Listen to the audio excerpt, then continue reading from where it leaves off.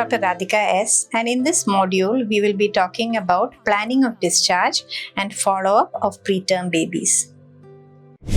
Follow-up schedule of preterm babies is often a continuum of the care given in the NICU, and we have to make sure that we plan a good discharge summary. We do a risk stratification of deciding the level of follow-up of high-risk babies. We educate the parents thoroughly and we schedule follow-up visits. The planning for discharge and follow-up should start right from the time of admission. We should have a clear-cut discharge policy of our high-risk babies, and we should ensure that the baby and the parents are ready to go home and we are fully involved in the care of the baby. So by doing this, we can ensure a confident and smooth transition of the baby from the NICU to the home environment.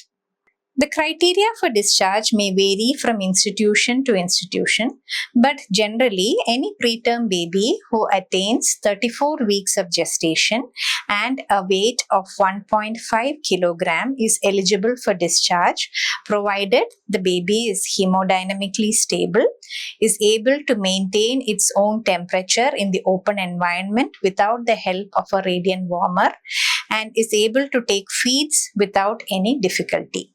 If it is an extreme, very preterm baby who is less than 32 weeks and has been on caffeine therapy, after stopping caffeine for 5 to 7 days, the baby should be apnea-free. The baby should demonstrate steady weight gain for at least 3 consecutive days prior to discharge of at least 15 to 20 grams every day. All the age-appropriate immunizations and birth doses of vaccines should have been taken, and the parents should be confident and competent to take care of this baby at home. The baby should have completed all pre-discharge screenings like for visible birth defects, pulse oximetry screening to rule out any congenital heart disease, hearing screening which is done universally by doing the OAE testing, ROP screening for preterm babies, metabolic screening of which the ruling out congenital hypothyroidism is very important, and in indicated cases, neuroimaging should also have been completed. Parents' education is an important and integral part of ensuring the baby has a successful discharge and follow-up. So parents, while their stay in the NICU, should be taken classes on infection prevention and hand hygiene, how to take care of routine activities of the baby, provide thermoregulation in the form of skin-to-skin care and kangaroo mother care. They should be well aware of their feeding, age-appropriate feeding practices and all the nutritional supplements that the baby requires. You should educate them on the danger signs, like when to come back to the hospital. They should be able to recognize that in case of lethargy, poor feeding, any abnormal movement, fast breathing, bluish discoloration of the mouth, or if there is yellowish discoloration of palms and soles, abnormal bleeding, etc., etc. The danger signs should be well aware. The high-risk babies, even the parents can be taught some basic life support in case any emergency happens at home. And also the parents should be made aware of the importance and the various schedule that they have to follow to bring the baby for follow-up. Often when we are discharging high-risk babies from the NICU, there is a lot of question in the minds of the parents, and we have to address them. They want to know if their child will become developmentally normal or abnormal. Will they have later on issues with hearing, with vision, or if there is going to be any delay in speech, etc. So how do we decide, or how do we know, and how can we predict this? One way of predicting is by doing a risk stratification. So we know that babies who fall in the red zone, that is extreme preterm babies, babies who had severe forms of birth asphyxia, refractory hypoglycemia, meningitis, seizures, prolonged ventilation, are all in the severe risk category, and these babies require early stimulation and more intense follow-up program. Whereas those in the mild schedule, like for example a late preterm baby or who had a small NICU stay or mild respiratory distress which resolves soon, will also require follow-up, but not as intensive those in the yellow and red zone. So this is how you risk stratify and decide on the schedule of follow-up. Follow-up of a preterm baby is not by a single person. It involves a teamwork in which there is a treating neonatologist or pediatrician, a primary care pediatrician where the child will be going for their basic care needs, and also in case of requirement you need to have a developmental therapist or pediatrician, you need speech therapist, you need ophthalmologist, a neurologist. So bringing all these people under a roof or telling the parents where to go for each and every follow-up is very, very important. The first follow-up of preterm baby should be done within 3 to 7 days of discharge to check if the baby is adjusting well to the home environment and the baby is feeding well, started to gain weight, etc. And ideally, we should have weekly or 2 weekly follow-ups until the child reaches a weight of 3 kg. After that, based on the findings and the risk stratification, you can plan follow-up at 3 months, 6 months, 9 months, 12 months, and at least till 18 months. There is a minimum duration of follow-up that is required for a preterm baby. But to know more about the later performance of a child, it is mandatory to do a follow-up prior to school age to know whether they have any learning disabilities or other behavioral problems. It is always useful to have a checklist prior to discharge of babies from the hospital, and the following things should be noted while the baby is brought back to follow-up. How is the growth and nutrition and immunization, the development, to do a thorough neurological examination, make sure the child has completed ROP screening, hearing screening, neuroimaging, and look for any other associated medical problems. Now, when we are following up the growth and development, especially of very preterm babies, we usually use the corrected age. So, chronological age is from the day the baby is born, that is the date of birth, whereas corrected age is calculated from the expected date of delivery or when the baby reaches term. For example, when a 32 weeks baby is brought for follow-up after 6 months, the chronological age of the baby is 6 months. But if you look at the corrected age, the baby is 2 months behind or only 4 months. So most of the growth plotting and the developmental assessment for that baby will be done for 4 months of age. Assessment of growth is very important to know the well-being of the baby. And we have to do a weight assessment at birth, daily while the baby is in the hospital, and then weekly. And also along with this, we have to do a weekly head circumference and length assessment. And we usually use the Fenton's chart or the Intergrowth 21 chart as growth charts for preterm babies till they reach 40 weeks of gestation. And then we start plotting in the WHO age appropriate charts. So we have specific gender charts for male and female. The average expected weight gain while the baby is still 40 weeks is about 200 grams per week, and length and head circumference gain can be around 0.7 to 1 centimeter per week. This is the Fenton's chart that we are routinely following for growth plotting in preterm babies, and you have separate charts for boys and girls. Some units are also following the Intergrowth 21, and once they reach term, the growth is plotted in the WHO charts. It is very important, just like we look for weight gain, it is very important to assess the head circumference of a baby. The discharge time, we should have plotted the head circumference. For example, if you are seeing a baby's head circumference who is suddenly going up a centile, it is alarming and you can be a sign of underlying hydrocephalus. So if you have a plotting in a visual chart like this, you will get an idea. Similarly, a baby's head growth which is static or not growing at all, or a baby's head growth which is falling off a centile, that may be indicative of microcephaly. That means there can be an adverse neurodevelopmental outcome. So the looking and monitoring for the head growth in a preterm baby can give a lot of valuable input on what is going to be the final outcome. Of course, breastfeeding, just like for term babies, preterm babies should be put to the breast as early as possible. And by 34 weeks, we should try to get them onto exclusive direct breastfeeding. But some of them may have feeding issues and they may have to be addressed. Similarly, complementary feeds for preterm babies can be started at 6 months of chronological age, like for term babies. But for very preterm or extreme preterm, you also have to assess their developmental readiness and see if they can hold their head steady or can sit with support, and see if they are ready to start complementary feeding. Along with breastfeeding, very preterm babies will require some extra nutritional supplementation. Babies born less than 32 weeks are at risk of metabolic bone disease or osteopenia of prematurity, and they may have to have supplementation of both calcium and phosphorus till the baby reaches 40 weeks of age. Similarly, if they are on exclusive breastfeeds in the initial 3 to 6 months, you may have to give them some other multivitamin supplementation as well.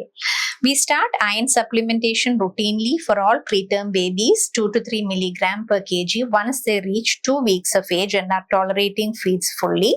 And this is continued till 1 year of age. Similarly, vitamin D is also given as for term babies till 1 year of age. For those preterm babies who, in spite of receiving adequate amounts of breast milk, are not gaining weight, we can resort to substances like human milk fortifiers, which can be added to the express breast milk till they reach 2 kilogram weight. So teaching the parents about the need for these supplements, the correct dosage, how long to give, and ensuring they're complying to it is very important. As I said earlier, extreme and very preterm babies are prone for metabolic bone disease, and we have routine monitoring done by measuring levels of serum calcium, phosphorus, and alkaline phosphatase. So these babies may have low phosphorus levels and high alkaline phosphatase levels. So you have to repeat it before discharge, and 2 to 4 weeks interval till they reach term gestation. And similarly, they are also prone for anemia of prematurity and also later iron deficiency. So you have start with iron supplementation, and we can monitor their hemoglobin levels and ferritin levels and continue till at least 3 months of corrected age. Each time the baby comes for follow-up, it is important to do a thorough physical examination of the baby to look for any other signs of infection, any other common problems that these preterm babies may have. Feeding difficulty, make sure there's no oral thrush. Look for umbilical or inguinal hernia. If you see an inguinal hernia in a preterm baby, you need a referral because there can be a chance of incarceration of the hernia. May have to show a pediatric surgeon. So it is very important to do a thorough head-to-foot examination in all preterm babies who come for follow-up. One important screening that should not be missed for all high-risk babies is looking for hip displacement. So developmental dysplasia of the hip, especially if they are born by breech or there is a positive family history or there is any neurological issues, baby should definitely undergo a hip examination. We can do the Otolani test and look for any limb length discrepancy on follow-up. And for high-risk cases, the screening recommended is by doing an ultrasound of the hip by 4 to 6 weeks of age. And for those whose ultrasound could not be done, we can do an X-ray of the hip, but that is usually after the baby reaches 6 months of age. So any baby who is having any developmental issues or difficulty in walking or showing signs of spasticity or hypotonia, we should always rule out a hip dislocation, and the routine testing should be done on all follow-up visits. Immunization in preterm babies is just the same as for term babies. They should be given as per their chronological age. Most often there is a fear whether the vaccinations will cause any side effects, whether the muscle mass is enough, but there is no need to fear, and we have to give the same immunization schedule for preterm babies as we give for term babies, and give the parents information regarding the various optional vaccines that are also available. In addition to this, now these new molecules are now available for high-risk neonates, especially when there has a bronchiolitis season or season of respiratory syncytial virus. They are costly, but now they are available in the market. So the option of giving RSV immunoglobulin like palivizumab or nirsevimab can be given. And also it is very important that all the immediate caregivers and siblings of the preterm baby are adequately immunized. So they are immunized against pertussis, varicella and influenza so that the baby does not acquire any infection. That is called cocooning. Now, neurodevelopmental assessment, there are various tools that are available for developmental assessment of preterm babies. So, for simple low-risk babies, we can use the developmental observation card. Like, for example, is the baby having social smile by 2 months? Is the baby having complete head holding after completing 4 months of age? If the baby able to sit without support by 8 months? Is the baby able to stand by 12 months, stand independently? And can the baby hear, see and listen? So that is a very simple test that we do for almost all babies on follow-up and for low risk cases. But if the baby is severe risk, we might have to do other screening techniques. There is the Trivandrum scale and the Denver scale, which are screening tools. And for detailed developmental evaluation, you need the help of a trained developmental therapist or pediatrician, and they have to do tests like the Darcy or the Bailey scale, which is time consuming. So identifying the high risk babies and sending them for detailed developmental evaluation is very important. It is more important also to identify the red flag signs. What is normal? What is abnormal? For example, if there is no head control by 5 months, there is no social smile by 3 months, baby is not able to roll over by 6 months, or not able to sit without support for 9 months, not walking by 15 months. So many are there. So by just being alerting them that these are red flag signs and these children need a more intense follow-up and monitoring. Along with the developmental examination, it is also important that each follow-up visit, a neurological examination is done for these babies to look for tone abnormalities, any abnormal signs or any abnormal posturing or movements.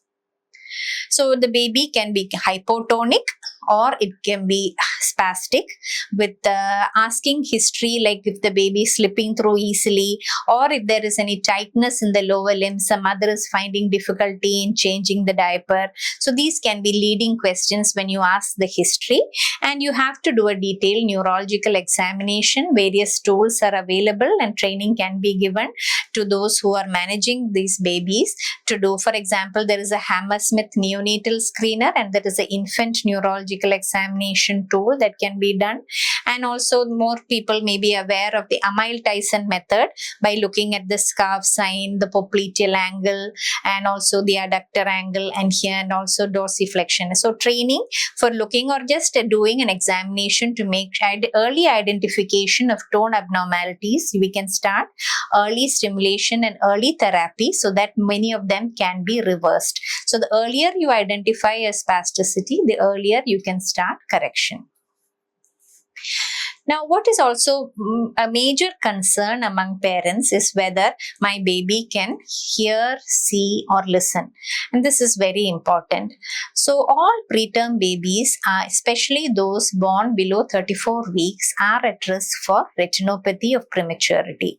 If it is not identified and treated on time, it can lead to blindness. So early screening for ROP is very important.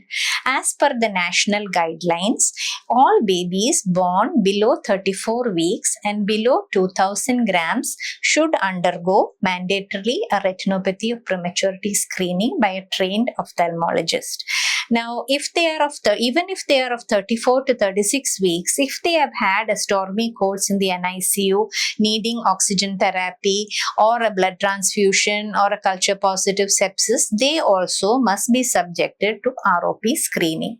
The first screening is usually done when the baby is at 4 weeks of age postnatally, but in extreme preterm babies, those born below 28 weeks or weight less than 1200 grams, there is a risk of aggressive ROP, and we start screening them early as 2 to 3 weeks of age.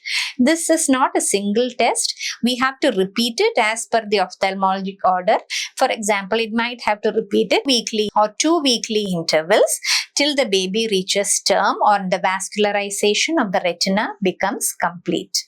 So ROP screening needs a protocol, and not even a single case of ROP should be missed.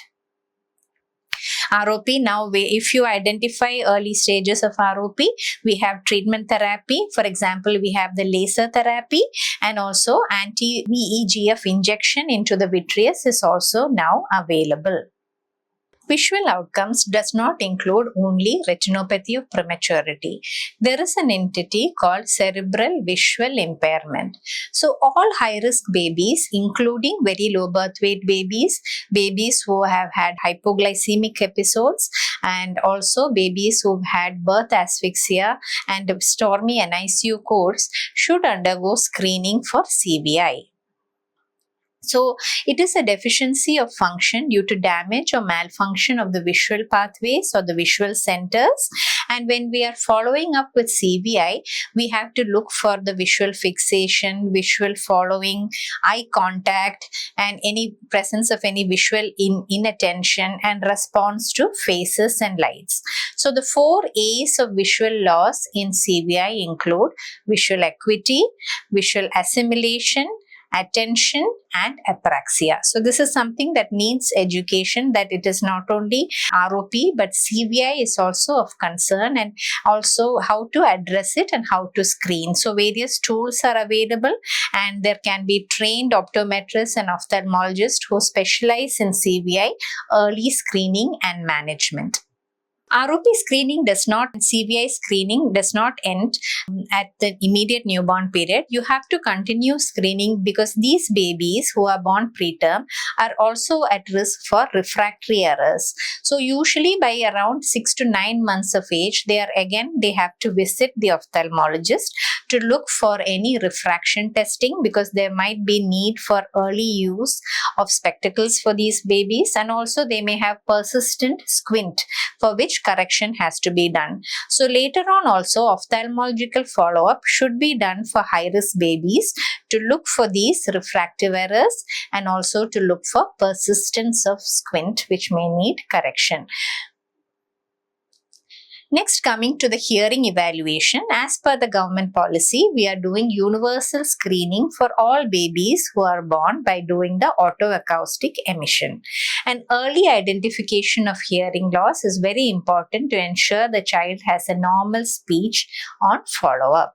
So the routine that was being practiced was, we will complete all screening by 1 month and complete the evaluation by 3 months, so that we can start definite treatment by at least 6 months. So that was called the 136 rule.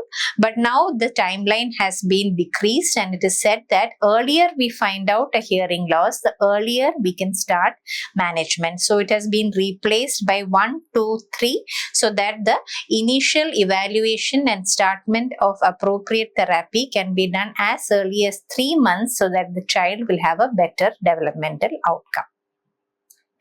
The routine that is normally followed for all babies is, we do a hearing screen while the baby is in the first 48 hours by doing a OAE screening, and sometimes if the baby may fail or refer, the result may come as refer.